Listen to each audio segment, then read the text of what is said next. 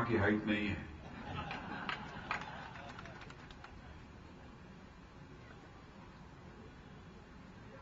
श्री भूपेंद्र सिंह जी चुड़ासमा गुजरात सरकार के कैबिनेट मंत्री और श्री नरेंद्र भाई पंड्या महामंत्री गुजरात प्रदेश, श्री जय सिंह जी चौहान, श्री पंकज भाई देसाई, श्री सुरेश भाई भट्ट, श्री माधु भाई पटेल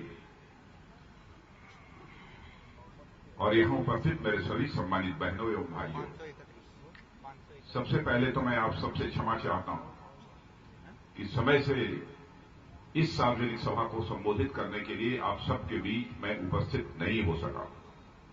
मेरी बात समझ रहे हैं कि नहीं? मैंने कहा यहां गुजराती चलती है और मैं हिंदी में बोल रहा हूं। इस बार यदि इस सार्वजनिक सभा को संबोधित करने आया हूं तो हमारे लिए सौभाग्य का विषय है मित्रों। आज हमारे गुजरात के मुख्यमंत्री और भारत के भावी प्रधानमंत्री नरेंद्र भाई मोदी उस जिले वाराणसी से आज अपना नॉमिनेशन फाइल कर रहे हैं जिस जिले में मैं पैदा हुआ।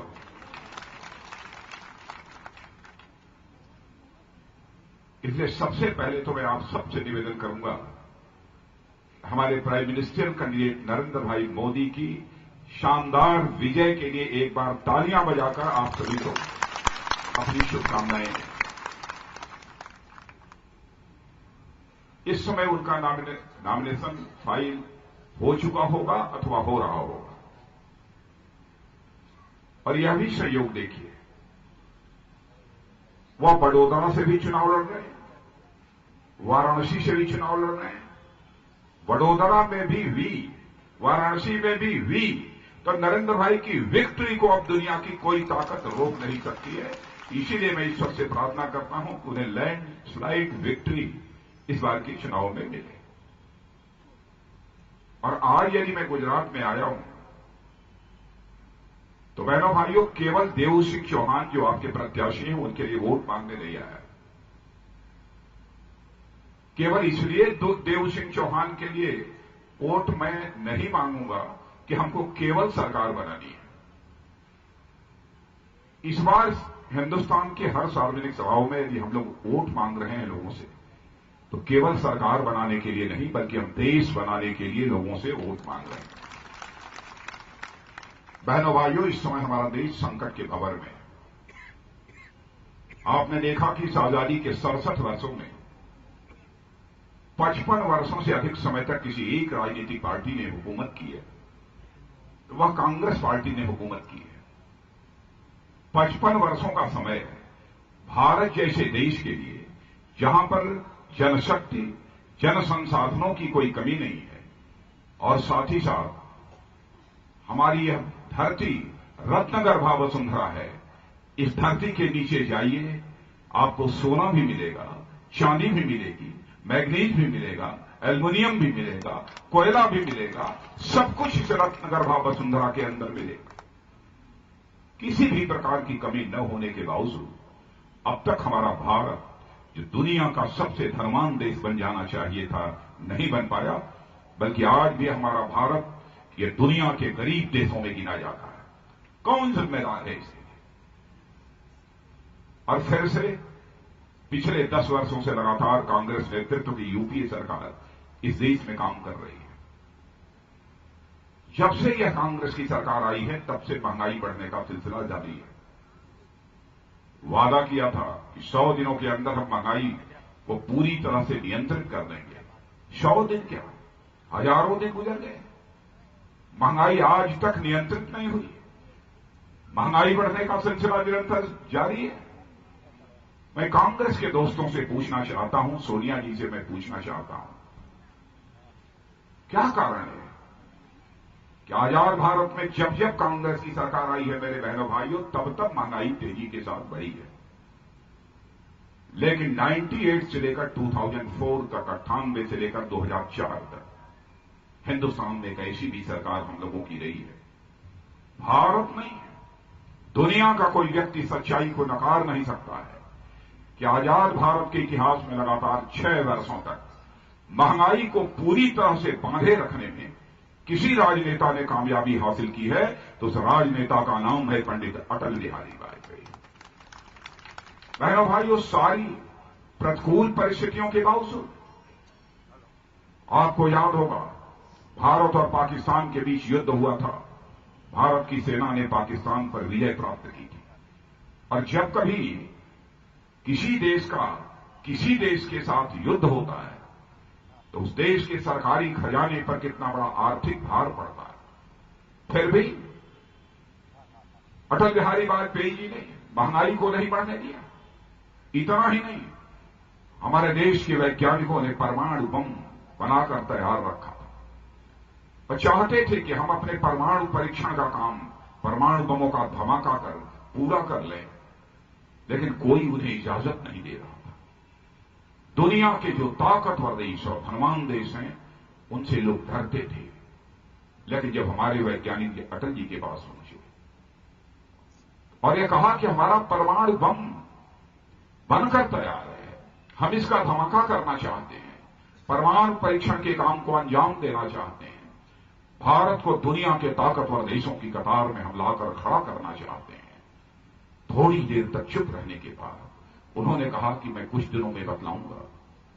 इसी बीच यह खबर दुनिया के धनवान देशों को, जिसमें अमेरिका, फ्रांस आदि देश शामिल थे, उनको भी मिल गई और उन लोगों ने अटल जी की सरकार को चेतावनी देते हुए कहा कि यदि भारत ने अपने परमाणु वैज्ञानिकों को परमाणु परीक्षण करने की इजाजत दी तो याद रखिएगा अटल जी, भारत को दुनिया के देशों के द्वारा जो आर्थिक मदद मिलती रही है वह आर्थिक मदद मिलनी बंद हो जाएगी, भारत कंगाल हो जाएगा, भारत बेहाल हो जाएगा। लेकिन राष्ट्रीय स्वाभिमान के धनी हमारे अटल बिहारी वाजपेयी ने दुनिया की देशों की परवाह न करते हुए अपने वैज्ञानिकों से कहा, जाओ राजस्थान की वीर भूमि पर जितने बमों का धमाका करना चाहते हो उतने बमों का धमाका कर अपने परमाणु परीक्षण का काम पूरा करो। बहनों भाइयों, भारत दुनिया के ताकतवर देशों की कतार में उसी समय खड़ा हो गया था। दुनिया के सारे देशों ने भारत को आर्थिक मदद देनी बंद कर दी थी। फिर भी अटल बिहारी वाजपेयी जी ने महंगाई को बढ़ने नहीं दिया। क्या कारण है कि कांग्रेस जब आती है हुकूमत में तभी महंगाई बढ़ती है? बहनों भाइयों, यह महंगाई आप सबकी बदनसीबी से नहीं बढ़ती है। महंगाई यदि बढ़ती है तो कांग्रेस के हुक्मरानों की बदनीयती से महंगाई बढ़ती है। महंगाई यदि बढ़ती है तो इनके भ्रष्टाचार के कारण महंगाई बढ़ती है और कोई दूसरा कारण नहीं है। आपने देखा हवा में जो तरंगें चलती हैं, जो वेव्स चलती हैं हवा में, जिनके माध्यम से आपकी मोबाइल काम करती है, 2G स्पेक्ट्रम जिसे कहते हैं, उस 2G स्पेक्ट्रम के आवंटन में भी 1,70,000 करोड़ रुपया ये खा गए। 2G में घोटाला, 3G में घोटाला और एक CWG कॉमनवेल्थ गेम, दुनिया के कई देशों का खेल, जो किसी भी देश के लिए बहुत ही सम्मान और गौरव की बात होती है।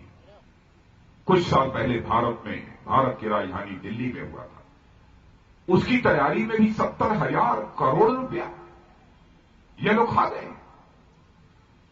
एक से घोटाले, 2G घोटाला, 3G घोटाला, CWG घोटाला और एक नया घोटाला हो गया है जीजाजी घोटाला।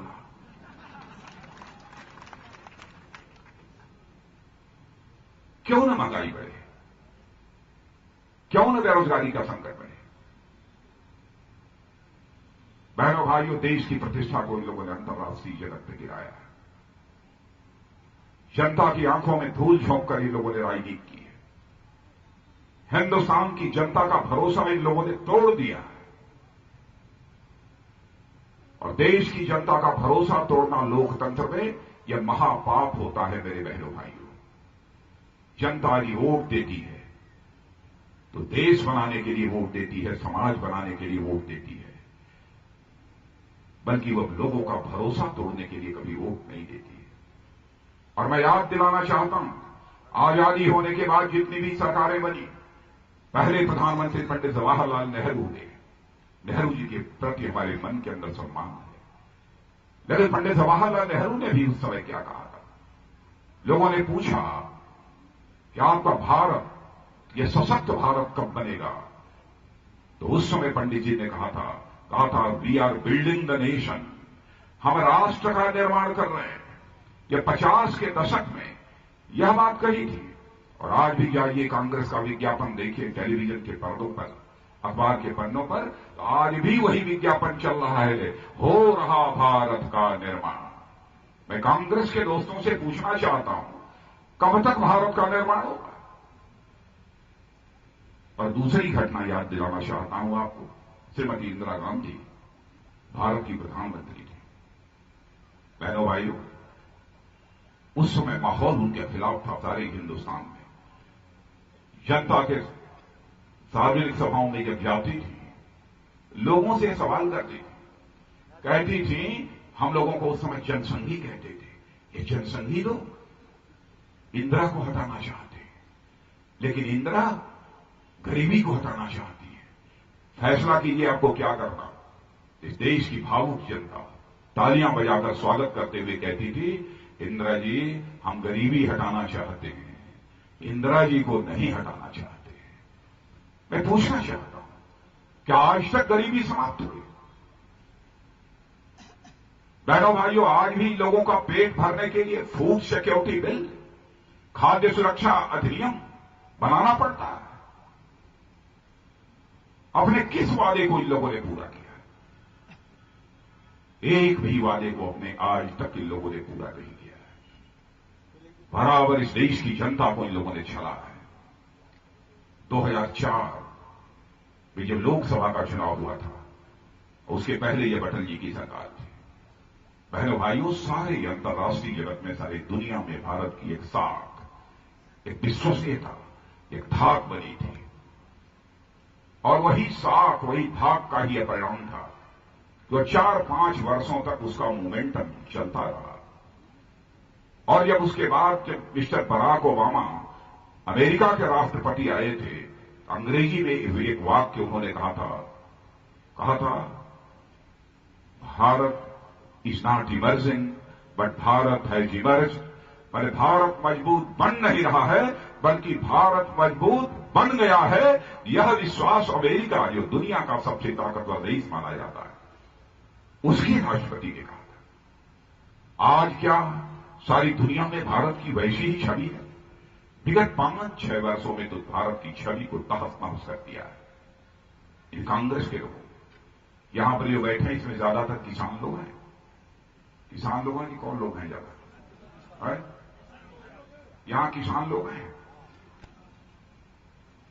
मैं यह बतलाना चाहता हूं बहनों, बल्कि यहां के किसानों की हालत हिंदुस्तान के दूसरे राज्यों में जो किसान हैं उनसे बेहतर है। आप सब लोग बहुत सौभाग्यशाली हैं इस मामले में कि आपको नरेंद्र भाई मोदी जैसा मुख्यमंत्री मिला है। बहनों भाई, आप सब इस मामले में बहुत सौभाग्यशाली हैं। कोई हमारे विरोधी ये कह सकते हैं कि नरेंद्र भाई ने गुजरात के लिए यह काम किया, यह नहीं किया, वह किया, नहीं किया।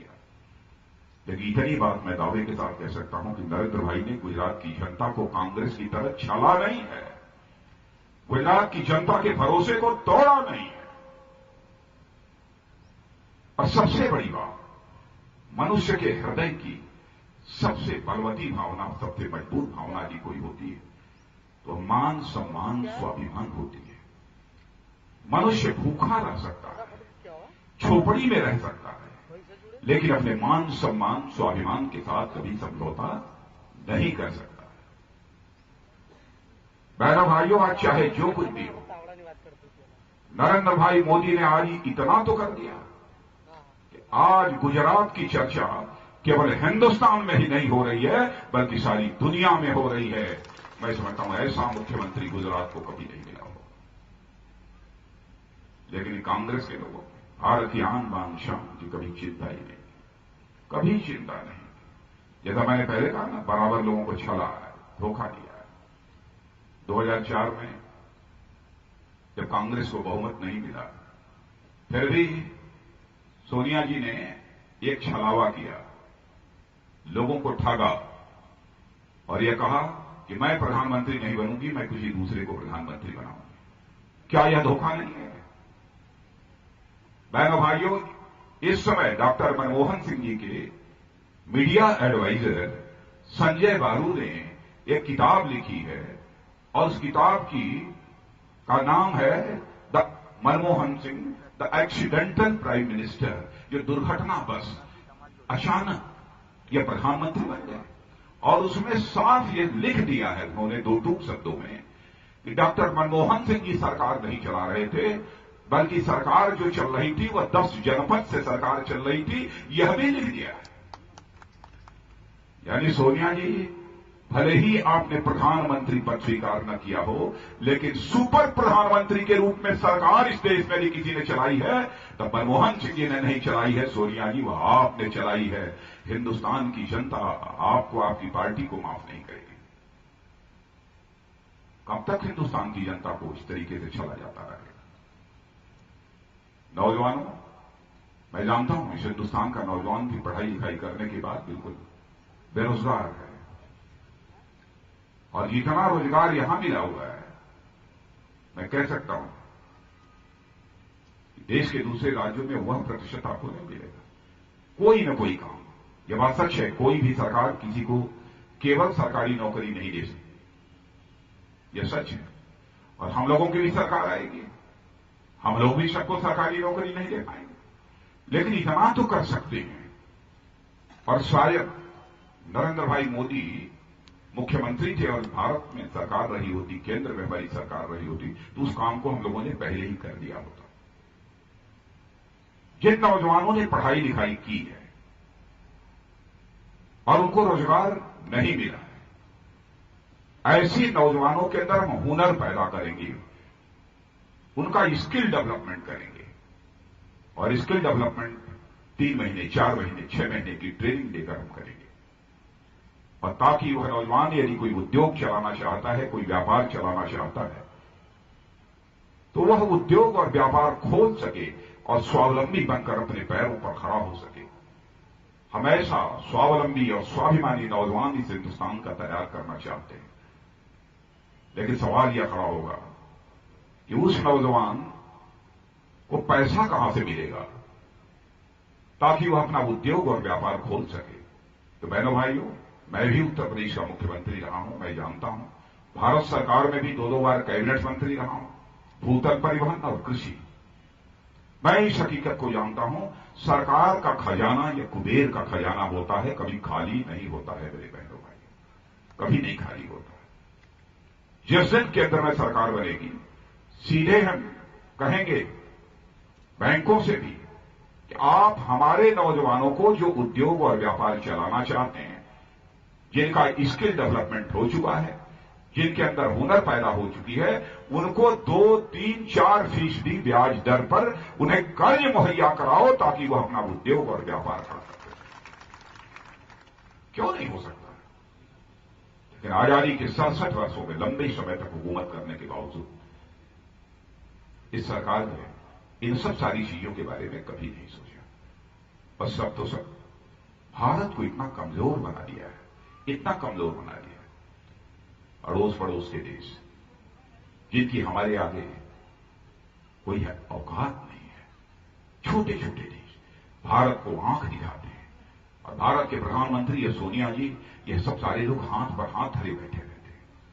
चीन कभी कहेगा अरुणाचल प्रदेश ये भारत का नहीं बल्कि चीन का। चीन कभी कहेगा काश्मीर ये भारत का नहीं बल्कि हमारा।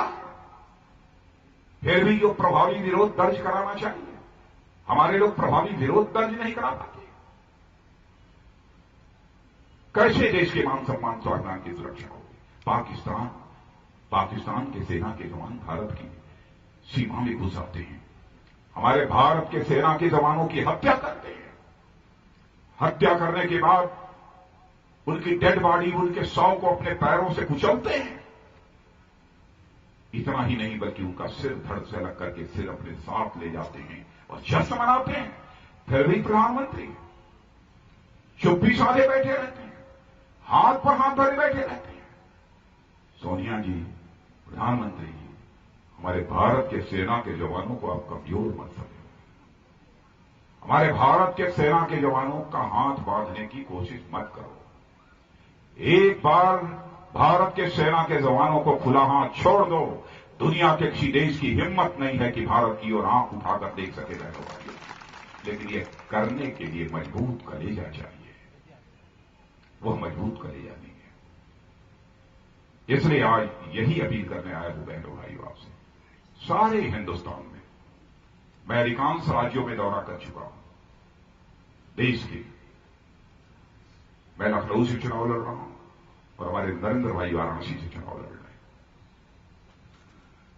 दौरे चल रहे हैं, सारे नेताओं के दौरे चल रहे हैं, लेकिन हिंदुस्तान के कोने कोने में, चाहे उत्तर हो, दक्षिण हो, पूरब हो, पश्चिम हो, जहां भी गया हूं, मैं यही कहूंगा कि बहनों भाइयों, लहर नहीं, इस बार सुनामी जो हमको देखने को मिल रही है, सचमुच मैं कभी अपने राजनीतिक जीवन में ऐसी सुनामी मैंने नहीं देखी थी।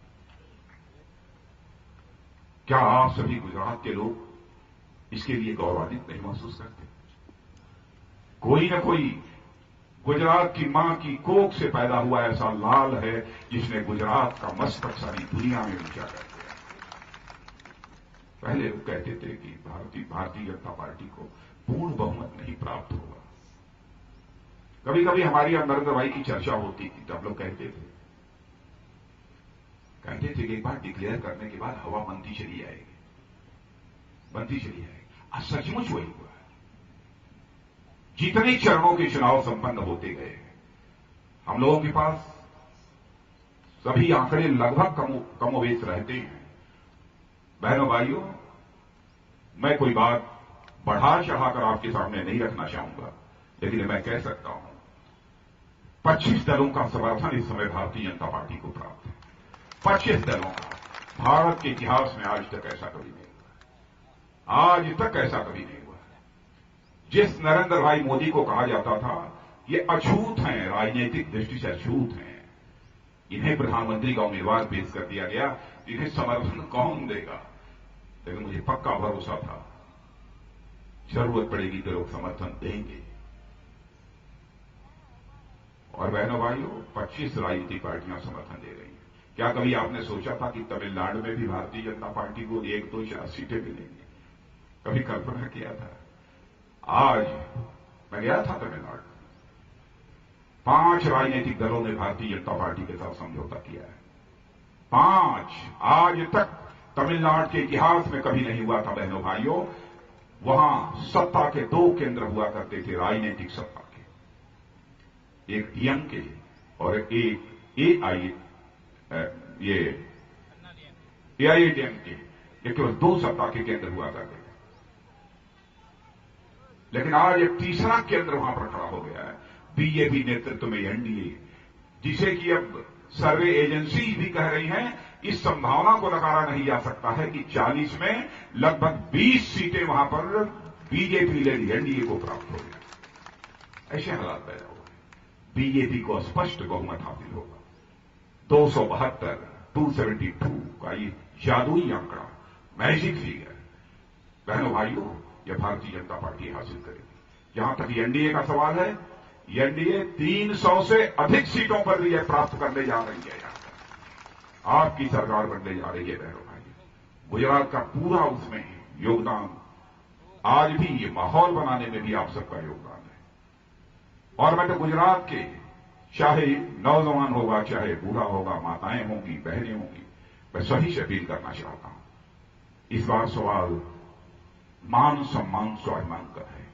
जातिगत दलगत भावनाओं से ऊपर उठकर गुजरात में ऐसे परिणाम हमको देने की जरूरत है कि जितनी लोकसभा सीटें हैं गुजरात की, सभी लोकसभा सीटों पर भारतीय जनता पार्टी की विजय पताका फहरा सके। और यहां से हमारे देव सिंह जी चौहान,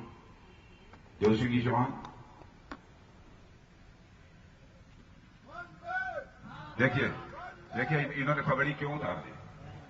नहीं उतारनी चाहिए थी, उतार दिया ना। यह विनम्रता है, यह शालीनता है, यह विनम्रता है। ऐसा ही व्यक्ति अच्छा जनसेवक बन सकता है जो विनम्र होगा, शालीन होगा।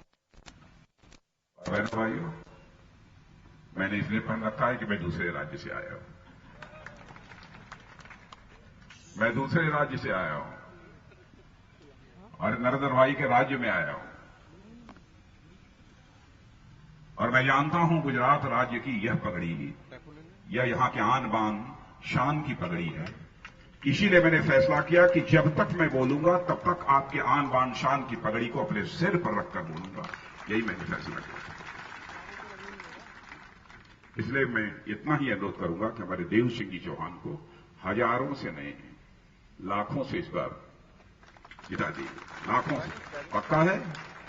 पक्का? तो चले चले चले चले पानी बहनों भाइयों फिर आगे मिलेंगे, लेकिन जिताइए। इस बार गुजरात के गौरव का भी सवाल है।